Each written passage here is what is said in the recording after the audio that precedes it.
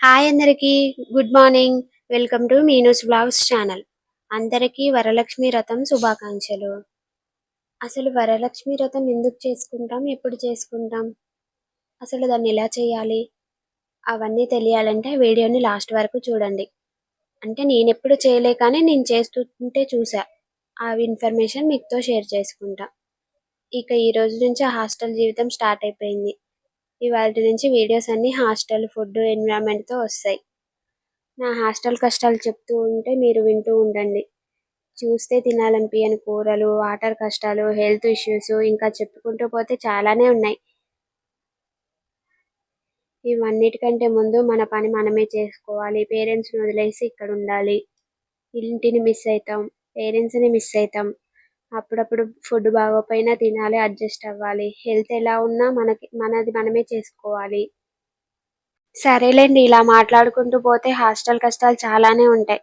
ఇక మన డైలీ రొటీన్లోకి వచ్చేద్దాం. ఫస్ట్ అయితే లేసాక బెడ్షీట్ ఫోల్డ్ చేసుకున్నా, తర్వాత బెడ్ చదురుకున్నా. నిన్న వాషింగ్ మిషన్లో బట్టలు వేసా రాగానే. అవన్నీ నైట్ వర్షం వస్తుందని రూమ్లోనే వేసుకున్నా. అంతా చిరాగ్గా ఉండే రూమ్లో. అన్నీ ఫోల్డ్ చేసుకొని అన్నింటినీ దేని ప్లేస్లో అవి పెట్టేసుకున్నాం. ఇదిగో హాస్టల్లో ఉంటే ఏ పనైనా మనమే చేసుకోవాలి. ఇలాగే ఉంటది, ఎవరు వచ్చి చేయరు కాబట్టి. నిన్ననే వచ్చా కానీ పోయే రోజు విడిచిన బట్టలు ఇంటి దగ్గరవి అన్నీ తెచ్చుకున్నా. అలా 3 పేర్స్ అయితే అన్ని వాషింగ్ మిషన్లో వేసేసిన. ఫోల్డింగ్ అయిపోయినాక బ్రష్ చేసుకొని వచ్చిన. బ్రష్ చేసుకున్నాక వామ్ వాటర్ తాగిన. ఇంటికి పోయినాక అసలు వామ్ వాటర్ తాగడమే బంద్ చేసిన. అది అసలు నా డైలీ రొటీన్లో నుంచి తీసేసిన. మళ్ళీ ఈ రోజు నుంచి స్టార్ట్ చేసా. ఇంక ఈ రోజు నుంచి ఖచ్చితంగా డైలీ తాగేస్తా. వామ్ వాటర్ తాగి ఫ్రెష్ అయ్యి కోరుకుంటూ ఈ వ్రతం చేస్తారు. వరలక్ష్మి వ్రతం పేరు వెనుక ఉన్న అర్థం మీకు తెలుసా? తెలిస్తే కామెంట్లో చెప్పండి. వరాలు ఇచ్చే లక్ష్మీదేవిని పూజించడం అనే అర్థం. అందుకే భక్తితో అమ్మవారిని పూజించి మన కుటుంబానికి కావలసిన మంచి విషయాల కోసం ప్రార్థిస్తారు. అసలు వరలక్ష్మి వ్రతం ఎందుకు చేసుకుంటారంటే, మన ఇంట్లో లక్ష్మీదేవి అనుగ్రహం ఉండాలని, కుటుంబం మొత్తం సుఖ సంతోషాలతో ఆరోగ్యంగా ఉండాలని కోరుకుంటూ ఈ వ్రతం చేసుకుంటారు. డబ్బు నగలు మాత్రమే ఐశ్వర్యం కాదు, ఇంట్లో అందరూ సంతోషంగా ఉండడం కూడా ఒక పెద్ద ఐశ్వర్యమే. మనం ఫుల్గా సంపాదించి ఇంట్లో ఊరికే ఒకరికి పోగానే ఒకరికి ఆరోగ్యం బాగోకుండా ఉండడం, ఊరికే గొడవలు అవ్వడం, అలా ఉంటే మనశ్శాంతిగా ఉండదు. ఇలా వ్రతం చేసుకుంటే చాలా మనశ్శాంతిగా ఉంటుంది. ఎలాంటి హెల్త్ ఇష్యూస్ లేకుండా మంచిగా ఉంటుంది. వరలక్ష్మి వ్రతం చేస్తే లక్ష్మీదేవి అనుగ్రహం కలిగి కష్టాలు తగ్గి మంచి రోజులు వస్తాయి. ఇంట్లో ఐశ్వర్యం సంపద పెరుగుతుంది. వరలక్ష్మి వ్రతం చేసుకోవడం వెనుక ఒక పురాణ కథ కూడా ఉంది. అదేంటో మీకు తెలుసా? పురాణాల ప్రకారం కుండిన గ్రామానికి చెందిన చారుమతి అనే ఒక మహిళ ఉంటుండే. ఒకరోజు ఆమె కలలో వరలక్ష్మి అమ్మవారు దర్శనమిచ్చారంట. శ్రావణ శుక్రవారం తనను భక్తితో పూజించి వ్రతం చేయమని అమ్మవారు చారుమతిని ఆదేశించారంట. అమ్మవారి మాట ప్రకారం చారుమతి వారి గ్రామంలోని మహిళలతో కలిసి వ్రతాన్ని ఆచరించింది. వారి భక్తికి ప్రసన్నమైన వరలక్ష్మి అమ్మవారు ఐశ్వర్యం, ఆరోగ్యం, సుఖ సంతోషాలను ప్రసాదించారని పురాణ కథ చెబుతుంది. అప్పటి నుంచి వరలక్ష్మి వ్రతాన్ని మహిళలు ఎంతో భక్తి శ్రద్ధలతో చేస్తారు. ఈ వ్రతం ఎలా చేయాలో కావలసిన వస్తువులేంటో చూద్దాం. అమ్మవారి ఫోటో లేదా వరలక్ష్మి అమ్మవారి మొహం, పసుపు కుంకుమ, కలశం, బియ్యం, కొబ్బరికాయ, మామిడాకులు, పూలు, పండ్లు, తమలపాకులు, వక్కలు, దీపం, నూనె లేదా నెయ్యి, అగరవత్తులు, కర్పూరం, నైవేద్యం, తోరం, పసుపు దారం అంటే కంకణం. ఇప్పుడు ఎలా చేయాలో చూద్దాం. ఫస్ట్ ఉదయాన్నే త్వరగా లేచి ఇల్లు శుభ్రం చేసుకొని మనం ఫ్రెష్ అయి ఉండాలి. మనం పూజ చేసే చోట ముగ్గు వేసి పసుపుతో అలంకరించుకోవాలి. కలశం ఏర్పాటు చేయాలి. కలశంలో బియ్యం లేదా నీళ్లు పెట్టొచ్చు. మామిడాకులు ఉంచి కలశం పైన మామిడాకులు ఉంచి పైన కొబ్బరికాయ పెట్టాలి. కలశానికి పసుపు కుంకుమ పెట్టి అమ్మవారిని అలంకరించాలి. పూలు, నగలు, చీరలు ఏ అందుబాటులో ఉంటే వాటితోనే అమ్మవారిని అందంగా అలంకరించుకోవచ్చు. అది మన ఓపిక. ఎలా కావాలంటే అలా అలంకరించుకోవచ్చు. దాని బ్యాక్గ్రౌండ్ కూడా అలంకరించుకోవచ్చు. పూజ చేసేటప్పుడు మీరు పేరు, గోత్రం చెప్పి కుటుంబం సుఖ సంతోషాలతో ఉండాలని అమ్మవారిని ప్రార్థించాలి. అమ్మవారికి పసుపు, కుంకుమ, పూలు సమర్పిస్తూ పూజ చేయాలి.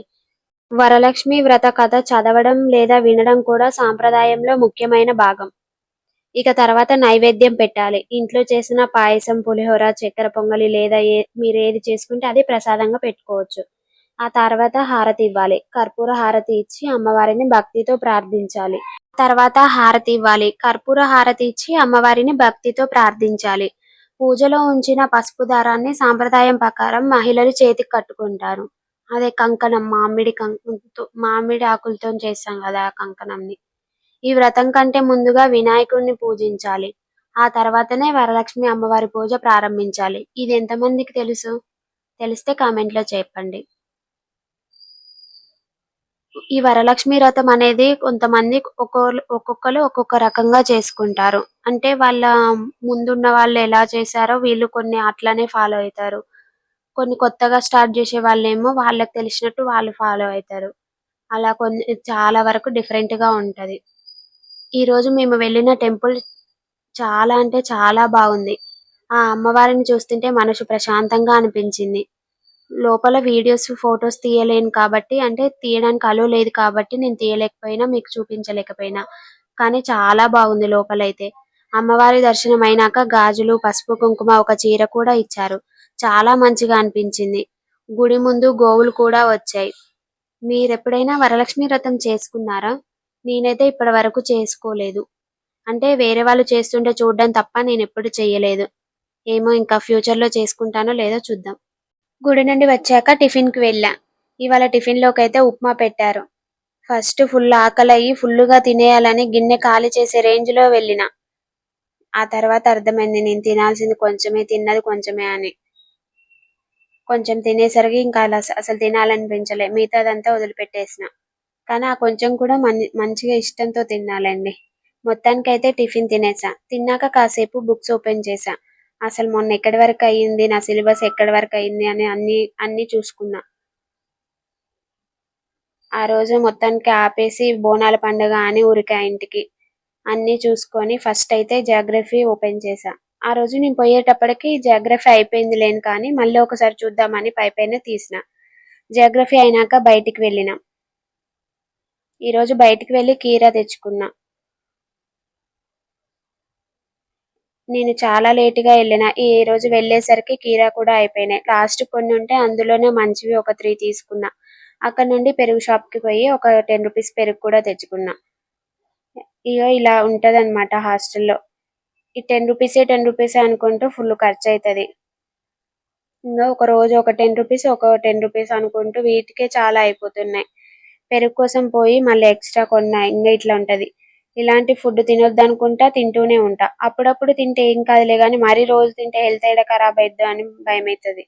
అయినా నేను ఏం రోజు తినను, ఏదో ఒకసారి తింటా.